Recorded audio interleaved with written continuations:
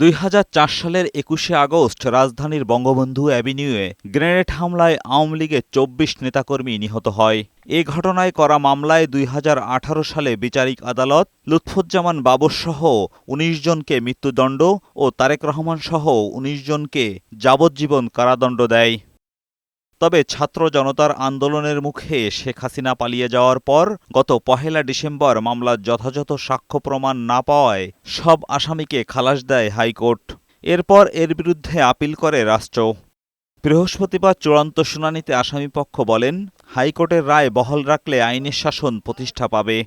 এই মামলা দিনের পর দিন এভাবে প্রেস করে আমরা ওনাদেরকে আজকে আমাদের সেই হিয়ারিং কনক্লুড হয়েছে। সর্বোপরি আমরা আল্লাহ রাব্বুল আলামিনের কাছে পরজোরে আমরা প্রার্থনা করি যেন এই খালাসের রায় বহাল থাকে।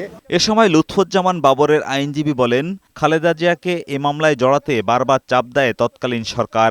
4 আগস্ট মামলার চূড়ান্ত নিষ্পত্তি হবে বলেও জানান তিনি।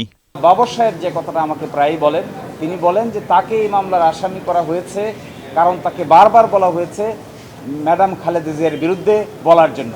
তিনি এটা বলতে রাজি হন নাই, এই জন্যই বারবার তাকে এই ধরনের অনেকগুলো মামলায় আসামি করা হয়েছে।